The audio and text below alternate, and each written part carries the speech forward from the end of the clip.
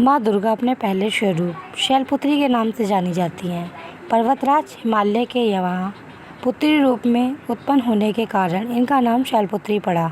विश्व स्थित इन माताजी के दाहिने हाथ त्रिशूल और बाइने हाथ कमल पुष्प शोभित है। यही नवदुर्गा ओम प्रथम दुर्गा हैं। अपने पूर्वजन्म में यह प्रज्वलित दक्ष की कन्या के रूप में उत्पन्न हुई। तब इनका नाम सती था।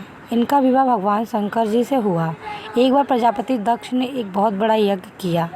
इसमें उन्होंने सारी देवी देवताओं को अपना अपना यज्ञ भाग प्राप्त करने के लिए निमंत्रण किया, किंतु शंकर जी को उन्होंने इस यज्ञ में निमंत्रण नहीं किया। सती जब सुना कि हमारे पिता एक अत्यंत विशाल यज्ञ अनुष्ठान कर रहे हैं, तब वहाँ जाने के लिए उनका मन विकल हो उठा। अपनी यह इच्छा उन्होंने शंकर जी को बताई।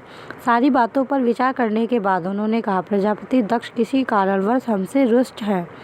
अपने यज्ञ में भी उन्होंने सारे देवताओं को निमंत्रण किया है, उनके यज्ञ भाग भी उन्हें समाप्त किए हैं, किंतु हमें जानबूझकर नहीं बुलाया है, कोई सूचना तक नहीं भेजी है।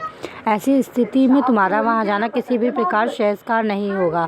शंकर जी इस उपदेश सती को प्रबोध नहीं हुआ।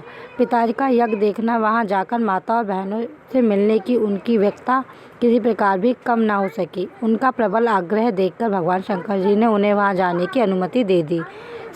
सती ने अपने पिता के घर पहुंचकर देखा कि कोई भी उनसे आदर और प्रेम से साथ बातचीत नहीं कर रहा। सारे लोग मुंह फेरे हुए हैं। केवल उनकी माता ने स्नेह उन्हें गले लगाया। बहन की बातों में विग्रह और उपास के भाव भरे हुए थे।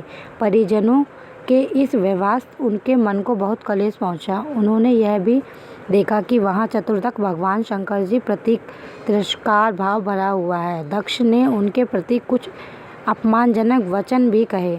यह सब देखकर सती का हृदय सोमलंघित हो क्रोधित संतर हो उठा। उन्होंने सोचा, भगवान शंकर जी की बात न मान यहाँ आकर मैंने बहुत बड़ी गलती की। वह अपने पति भगवान शंकर के इस अपमान को सह न सकी। उन्होंने अपने इस रूप को तर्ण वहीं योगिनी द्वारा जलाकर भस्म कर दिया। यज्ञ पात्र के समान इस दारुण दुखद घटनाओं को सुनकर शंकर जी क्रोधित हो उठे। अपने गणों को भेजकर दक्ष के उस यज्ञ पूर्णित विदत करा दिया।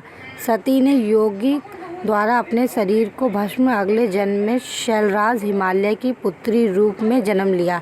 इस बार वह शैलपुत्री नाम से जानी गई। पार्वती हिमवती भी उनके नाम है। उपनिषद की एक कथा के अनुसार इन्होंने हिमवती स्वरूप में देवताओं को गर्भ भजन किया था। शैलपुत्री देविका का विवाह भी शंकर जी से ही हुआ। पूर्व जन्म भांति इस जन्म में भी वह शिवजी की ही अर्धांगिनी बनी। नवदुर्गा ओम प्रथम शैलपुत्री दुर्गा का महत्व और शक्ति अनंत है।